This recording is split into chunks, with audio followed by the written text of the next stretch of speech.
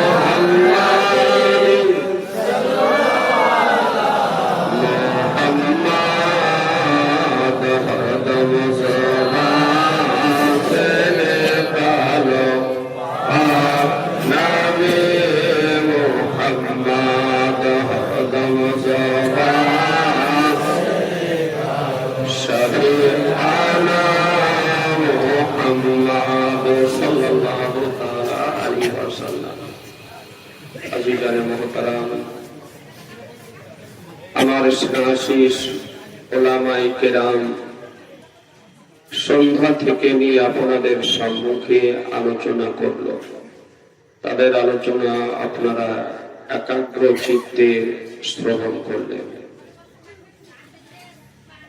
আজকে বাড়ির মালিক আজকে এই পবিত্র সভার আয়োজন করেছেন একটি মহতী উদ্দেশ্য নিয়ে। আমি শুনতে পেলাম যে আগামী কাল এ বাড়িতে বাচ্চা খাতনা আছে। মুসলমানি এই উপলক্ষে দোয়া খায়রের জন্যই সভার আয়োজন করেছেন।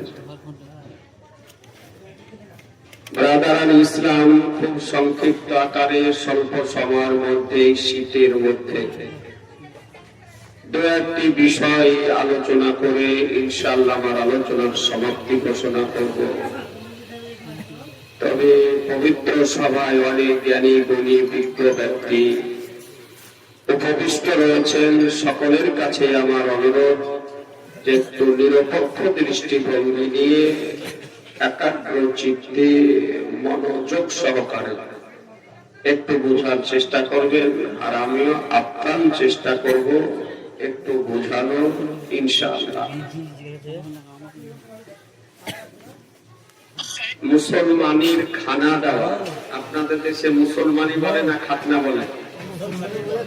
জি, মুসলমানিও বলে খাতনাও বলে।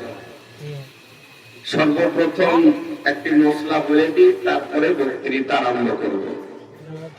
যে মুসলমানির খানা দেওয়া শরীয়তে বৈধ না অবৈধ, শরীয়তে জায়েজ না না জায়েজ,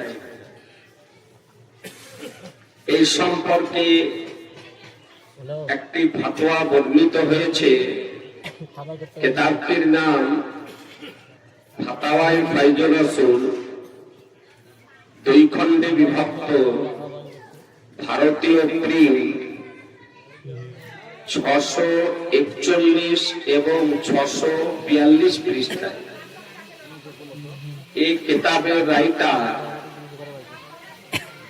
ভারতবর্ষের একজন ফিকহ শাস্ত্রের গবেষক, ফিকহ শাস্ত্রবিদ, ফাকিহে মিল্লাত মুফতি জালালউদ্দিন আহমদ আমজাদি আলাইহি রহমা ওয়া রিদওয়ান। তিনি এই কিতাবে এই প্রশ্নের উত্তর দিতে লিখেছেন যে মুসলমানের খানা দেওয়া জায়েজ না না জায়েজ। তো তিনি বলেন যে মুসলমানি খাতনাটি হলো একটি ইসলামিক নিদর্শন। মুসলমানি দেওয়া একটি ইসলামিক নিদর্শন। এতে মুসলমান এবং কাফেরদের মধ্যে পার্থক্য করা হয়। একটি খুশির সময়, একটি সুন্নাত। এই সুন্নাত হিসাবে একে মুসলমানি বলা হয়। তো তিনি একাধিক কিতাবের রেফারেন্স সহকারে 2 পৃষ্ঠা ধরে তিনি মসলাটি লিখেছেন যে মুসলমানি বা খাতনাতে খানা দেওয়া যায়, খানা দেওয়া যায় বৈধ, যদি দেওয়া কোনো জরুরি নয়, আবশ্যিক নয়, কোন ব্যক্তির পক্ষে যদি সম্ভব হয়, তার সামর্থ্য যদি থাকে, এটা একটি খুশির সময়, বাচ্চার মুসলমানের সময় সে খানা দিতে পারে, দেওয়া চাই। আর কেউ যদি দিতে না পারে তবে তাতেও কোনো ক্ষতি নেই। ফাতাওয়ায়ে আলমগীরি ভারতবর্ষের কিতাব, যে কিতাবটি হানাফি মাযহাবের নির্ভরযোগ্য কিতাব, 6 খণ্ডে বিভক্ত। কিতাবটি লিখিত করা হয় মোগল শাসকগণের মধ্যে শ্রেষ্ঠ শাসক, ইতিহাসের পাতায় যাকে জিন্দা পীর হিসাবে আখ্যায়িত করা হয়েছে, যার জীবনে কোনদিন তাহাজ্জুদের নামাজ কাজা হয়নি। তিনি একজন ইসলামিক সংস্কারক ছিলেন। তার সময়কালে, তারই নেতৃত্বে, তারই নিগরানিতে, তারই পৃষ্ঠপোষকতায় সেই সময়কালে 500 জন উচ্চাঙ্গে ফিকহ শাস্ত্রবিদকে একত্রিত করে রাজদরবারে রেখে দীর্ঘ সময় ধরে বিভিন্ন ফতোয়ার কিতাব হতে গুরুত্বপূর্ণ ফতোয়া সমূহকে সংগ্রহ করে একত্রিত করে ফাতোয়ায়ে আলমগীরি নাম দিয়ে প্রকাশ করা হয়। যে কিতাবটি প্রিন্টের মিস্টেক ছাড়া আজ পর্যন্ত কোন ভ্রান্ত মতবাদ পোষণকারীদের মধ্যে কিতাবটির ভুল ধরা সম্ভব হয়নি। এই কিতাবটির মধ্যে বর্ণিত হয়েছে যে কোন ব্যক্তি যদি বিবাহের ওলিমার দাওয়াত করে, বিবাহ ওলিমার দাওয়াত করেন না, খানা দেন না, বা খাতনা মুসলমানের যদি দাওয়াত করে, তবে তার অস্বীকার করা উচিত নয়। অর্থাৎ এই দাওয়াত তার গ্রহণ করা উচিত।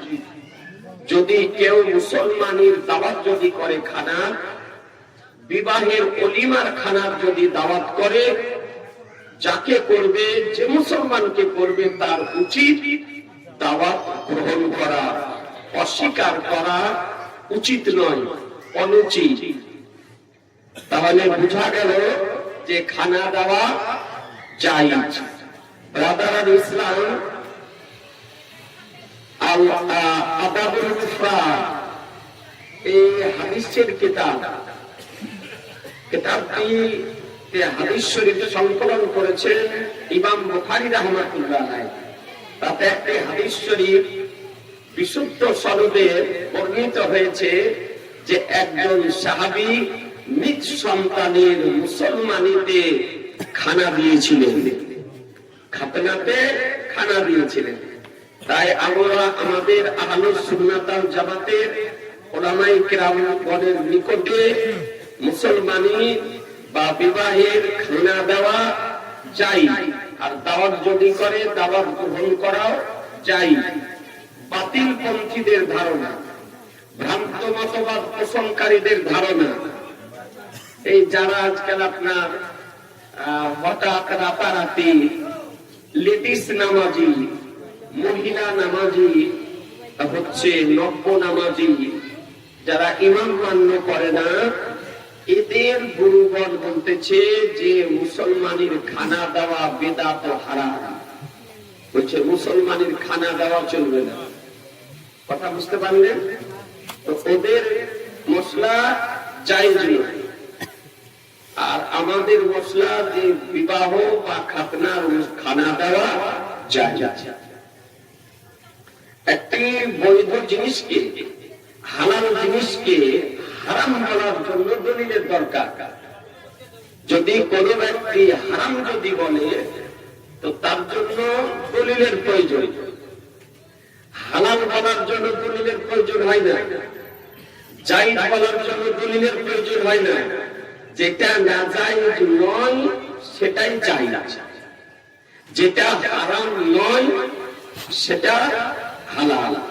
আজিজান মুহতারাম, তাই আপনাদেরকে বলি যে আলহামদুলিল্লাহ আমরা আমাদের নিকটে শরীয়তের দলিল হলো চারটি। কয়টি বললাম? একটু জোরে বলেন না। চারটি শরীয়তের দলিল, চারটি। যে কোনো সমস্যা সমাধান দেওয়ার জন্য সর্বপ্রথম কোরআন শরীফ দেখে, কোরআন মাজিদ।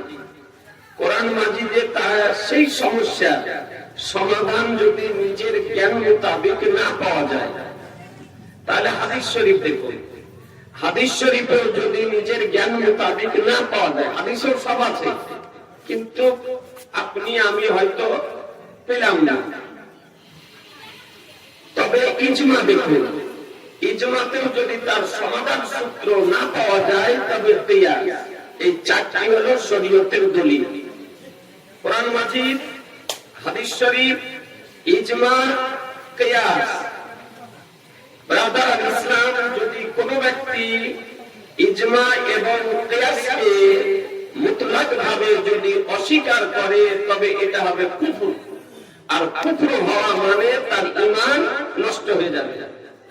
ইজমা এবং কিয়াসকে অস্বীকার করা মানে পরোক্ষভাবে কোরআন ও হাদিসকেই অস্বীকার করা। এই জন্য মুসলমান হতে গেলে ওকে চারটি দলিল বিশ্বাস করতে হবে: কোরআন মাজিদ, হাদিস শরীফ, ইজমা, কিয়াস। মনে থাকবে না? ব্রাদার ইসলাম কোন কিতাবে আছে এটা আপনাকে বলে দিই।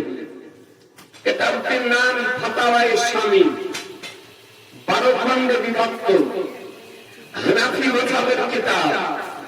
সেই কিতাবের রাইটার আল্লামা ইবনুল আবিদিন রাহমাতুল্লাহ আলাইহি তিনি বর্ণনা দিয়েছেন শরীয়তের দলিল চারটি: কোরআন মাজিদ, হাদিস শরীফ, ইজমা, কিয়াস। দ্বিতীয় কিতাব বাহারের শরিয়াত, 20 খণ্ডে বিভক্ত, ভারতীয় প্রিন্ট। তার রাইটার সদরুস শরিয়াত মুফতি আমজাদ আলী আলাইহি রাহমাতুল্লাহ তিনি বর্ণনা দিয়েছেন শরীয়তের দলিল চারটি: কোরআন মাজিদ, হাদিস শরীফ, ইজমা, কিয়াস। তৃতীয় কিতাব, কিতাবটির নাম নুরুল আনওয়ার।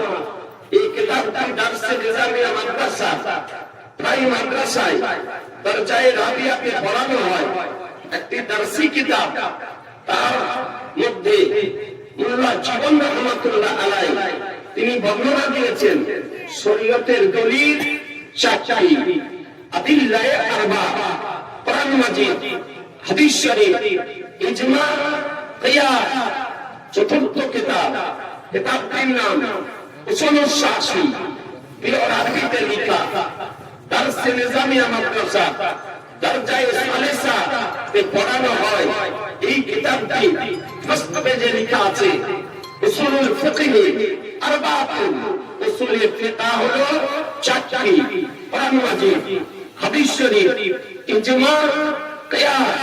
এই জন্য ব্রাদার ইসলাম হানাফিদের নিকটে শরীয়তের দলিল চারটি, শাফিদের নিকটে শরীয়তের দলিল চারটি, মালিকিদের নিকটে শরীয়তের দলিল চারটি, হাম্বলীদের নিকটে শরীয়তের দলিল চারটি। আলহামদুলিল্লাহ আমরা শরীয়তের দলিল চারটি কে বিশ্বাস করি। মূল দলিল হলো কোরআন মাজিদ আর হাদিস শরীফ। আর কোরআন